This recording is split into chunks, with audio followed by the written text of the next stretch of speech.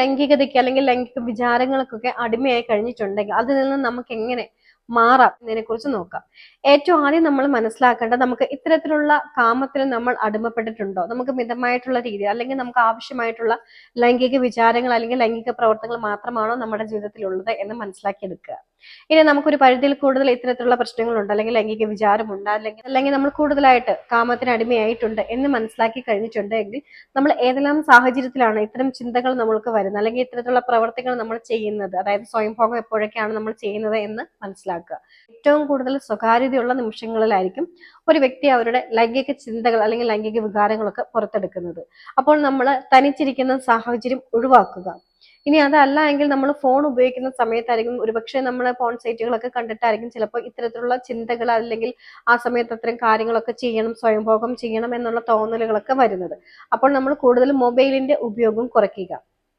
നമ്മൾ കൂടുതൽ സമയം വേറെ എന്തെങ്കിലും കാര്യങ്ങളിൽ ശ്രദ്ധ കൊടുക്കും. ഒന്നുകിൽ നിങ്ങൾക്ക് വായിക്കുന്നത് ഇഷ്ടമാണെങ്കിൽ വായിക്കാം, പടം വരയ്ക്കുന്നത് ഇഷ്ടമാണെങ്കിൽ അത് ചെയ്യാം, ഡാൻസ് ചെയ്യുന്നത് ഇഷ്ടമാണെങ്കിൽ അതും ചെയ്യാം. ഇനി ഇത്തരത്തിൽ യാതൊരു ഇഷ്ടങ്ങളും ഇല്ലാത്തൊരു വ്യക്തിയാണെങ്കിൽ വെറുതെ ഒന്ന് ഇറങ്ങി നടക്കുക. നമ്മൾ തനിച്ചിരിക്കുന്ന സാഹചര്യം ഒഴിവാക്കുക. കുറച്ചും കൂടി നമ്മൾ സമൂഹത്തിലോട്ട് ഇറങ്ങുക എന്നതാണ് ഏറ്റവും അധികം ശ്രദ്ധിക്കേണ്ടതായിട്ടുള്ള കാര്യം.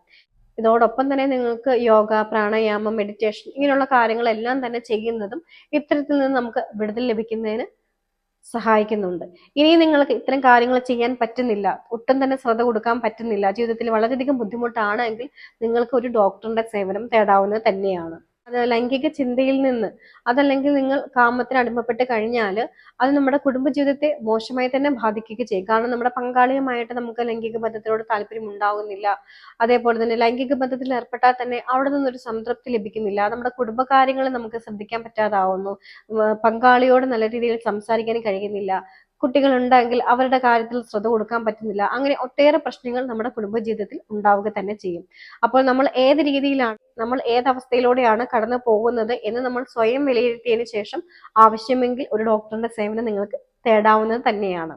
അപ്പോൾ നമ്മുടെ ജീവിതത്തിൽ കൃത്യമായിട്ടുള്ള ഒരു ലൈംഗികത അല്ലെങ്കിൽ ലൈംഗിക വിചാരം, ലൈംഗിക ബന്ധമൊക്കെയാണ് നമ്മുടെ ജീവിതത്തിൽ ഉള്ളതെങ്കിൽ നമ്മുടെ ജീവിതം അല്ലെങ്കിൽ നമ്മുടെ സ്വഭാവം ഏത് രീതിയിലാണ് എന്ന് നമുക്ക് നോക്കാം. നമുക്ക് ജീവിതത്തെക്കുറിച്ച് കൃത്യമായിട്ടൊരു ലക്ഷ്യമുണ്ടായിരിക്കും. ആ ലക്ഷ്യത്തെക്കുറിച്ച് എപ്പോഴും നമ്മൾ ഓർക്കുകയും നമുക്ക് പ്രിയപ്പെട്ടവരോട് നമ്മൾ അതിനെക്കുറിച്ച് പറയുകയും ചെയ്യും.